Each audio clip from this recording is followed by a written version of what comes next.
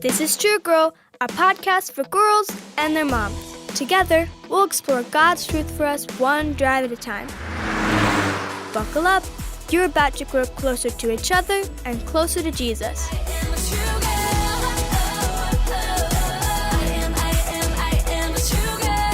If there's one thing you can count on when it comes to friends, it's this. Your friends will change. In one survey of 6,000 middle school students, 2/3 of them said that they had different friends at the end of the school year than the ones they started with. That means a lot of students are going through friendship failure each year. Do you have a friend who has disappointed or failed you? Most of us do. Today, we'll learn how to stay stable when your friendships don't. True Girl is hosted by Dana Gresh, author of Talking to Your Daughter About Best Friends and Mean Girls. Let's get moving for Season 4, Episode 7, titled Love Never Fails. I am a true girl. Here's Dana. Well, hello, True Girl. Just a sec. My phone is almost dead. Let me just... Dana, what are you doing? I gotta just plug my phone in, Stace, but I forgot my charger. Do you think it would work for me to just use this fancy schmancy long thing here by my studio mic? No, don't do that. You could...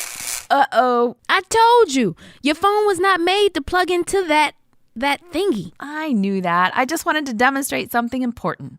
When it comes to love, we often have a hard time plugging into the right place to power our love. Well, that was one expensive object lesson. True fact. Do explain. Well, I think sometimes we as girls just try about anything to get love. We try to get it through lots of things. Some of us super perform, so our teachers love us. Some of us volunteer to do good things, so people love us. Sometimes we go to church thinking that is where love comes from. But there seems to be one place girls try to get love from more than any others. Friendship. Yep, we can be pretty obsessed with friendship. Now, I've kind of always been a person with a small friend group, but I can be pretty intense about my friendships. In middle school, I had one best friend and we talked all the time. And looking back, I have to say I was a bit obsessed with our friendship and I relied on her too much. And if I'm honest, if I'm not careful now, I can still kind of slip into relying on a friend too much. Yeah, here's the thing. Plugging into friends is never going to be a fail-proof way to feel loved because friends fail us. Sometimes that's because we disagree or we have a fight we can't overcome. But a lot of times it's just because life changes and we change and we grow. And sometimes that means we need different friends in our lives. I think it takes most of our lives to learn that there's only one source of love that we can plug into that will never fail us. And it's not the things we usually try to plug into. As we continue to learn the 7 secrets of true friendship based on 1 Corinthians 13, we'll come to one today that's almost impossible unless we plug into the right source. Let's hear 1 Corinthians 13, verse 8b, our power verse of the day. It reads, "Love never fails." True friendship, true love lasts forever. It never forgets to show up on time. It never abandons you when you become a lot of work. True love doesn't forget your birthday or your dreams. True love doesn't say no when you need it most. It doesn't run out of money or time. It lasts forever and never fails. So, who do you know on this earth who's never ever disappointed or hurt you? Well, Yeah, everyone on this earth will fail at some time, no matter how much they really care about you. But I have some good news. The Bible uses the words unfailing love together a whole lot of times. But here's the thing. Never once is the source of unfailing love anyone other than God himself. God's love. That's what we need to plug into. Otherwise, none of this kind of love we're learning about in 1 Corinthians is even possible. Unless his love first comes into our hearts, we cannot even produce the kind of love that we've been learning about in 1 Corinthians 13. We will gossip. We will erupt in anger. We'll be impatient and kind, and we'll fail others. Only God's love will never fail. In fact, let me tell you a really special story about God's unfailing love. okay. Let's go back in time to November of 2006 and cross the ocean to China. A beautiful 13-year-old girl named Zhang Cho-yoon was waiting for something. She was waiting to be loved. You see, when she was born, her mother left her on the steps of an orphanage, abandoned for the first time. But soon, a young Chinese couple took her home as their own. Hard times fell on that family, and Zhang Choyun's second mother just decided to leave, abandoned a second time. Fast forward a few more years, and her father died, abandoned a third time. Now she was living again in the orphanage system of China. She only had 11 months left to be adopted internationally. On her 14th birthday, she would age out. That would mean that she would be no longer taken care of by the orphanage system, and she wouldn't be eligible to be adopted. She'd be placed on the streets with no family of her own. She knew the streets well. In fact, she walked them often with her friend. One day, she was exploring them when she saw a small group of people that didn't look like they were from China. In fact, they were from Nashville, Tennessee. She approached the group. Through a translator, she bravely said, "I need a family." It just so happened that this group was there in her little village in a remote location in China, learning about international adoption. They flew back to the United States with visions of this beautiful girl, Zhang Choyun, in their heads. And they were on a mission to find her a family. But remember, they only had a few months left to get her out of China before she would age out of the adoption process. Well, pretty soon, a family was identified. There was just one great big obstacle standing in the way: $25,000.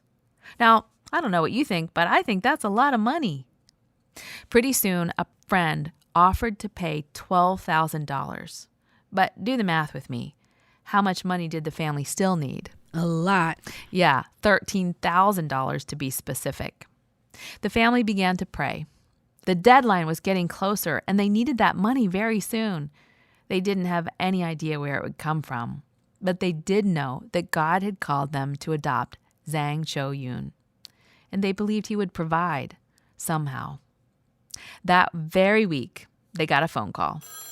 Their new accountant, the guy who helped them with their money, noticed that they'd been paying the IRS, or the United States government, incorrectly for the past few years. It looked like they had a huge problem. "You don't understand," said the accountant. "The IRS owes you money.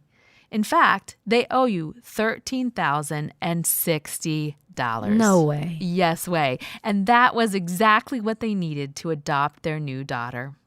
Only God could use the IRS as a savings account. There were a lot of other miracles along the way, but in August of 2007, Zhang Choyun met her forever family. Even though everyone else failed her, God did not. That's wild. God never fails, my friend. And you know how I know that story? It was my family that adopted Zhang Choyun. Today, her name is Autumn Choyun. She is my daughter. Oh. Autumn didn't even know God when she wished for the one thing she wanted most: a family, a mom and a dad. And God didn't fail her, even though everyone else in her life had. Against all odds, he sent friends of ours to find her in the middle of China. And then he had the IRS saving the money to pay for her very expensive adoption. I love that story, Dana. I've heard it before, and it gets me every time. Because God saw Autumn, and he provided exactly what she wanted most. Yep. Even when other people fail us, God does not. True girl, I want you to experience that kind of friendship with God. Unfailing love. And more than that, God wants you to experience friendship with him. Jesus himself said these words when he walked the earth: "I have called you friends." He wants to be your friend, yours. You know, it takes time to grow a friendship. It takes time spent laughing and crying and playing and talking with each other. And slowly but surely, as you spend more time creating a relationship with each other, you become closer and closer. And then before you know it, you are best friends. You know every little secret about each other, what they like and don't like, things that they enjoy, or maybe things that make them upset. It's no different with God. You need to spend time with God to have a friendship. Okay, I think we're ready for our True Girl Challenge. And I'm going to participate in this one too because It's a really good one. Spit it out. Okay, your True Girl Challenge is to get alone with God and make it special. Go to a place of solitude. For me, that would probably be outside. I always kind of feel close to God when I go for a long walk with my dog Moose or when I ride my horse Trig through the cornfields. For me, it would be with my journal and a cup of tea. We just want you to spend some time alone with the friend who will never fail you, Jesus. Now, you may be wondering, what am I even supposed to do? You could write a note to God in your prayer journal or listen to worship songs and sing along. You might read the Bible or do a Bible study that you've been working on. Whatever it is you choose to do, just make sure you do it with the intention of getting to know the closest friend you'll ever have even better. I hope this is the beginning of many great times that you spend with Jesus. I think you're just going to love it. Whenever I spend time with Jesus, I always feel so refreshed and peaceful and, well, loved. Loved by an unfailing love. I always feel closest to God when I'm reading the Word. I hope you find a special way to experience friendship with Him too. Ask your mom if you need help finding the right tools.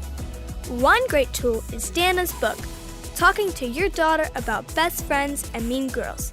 It contains pull-out pages to help you with this special time with God. If you like spending time with God, and we hope you will, we'd love to deliver a box of devotional tools to your door on a regular basis. Our True Girls subscription provides daily devos and a monthly mom-daughter date that helps you grow closer to each other and closer to Jesus. You can learn more about the book and the True Girls subscription box at mytruegirl.com.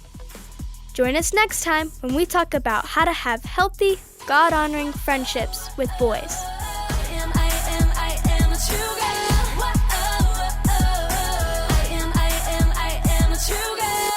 The True Girl Podcast is produced by Revive Our Hearts, calling women of all ages to freedom, fullness, and fruitfulness in Christ.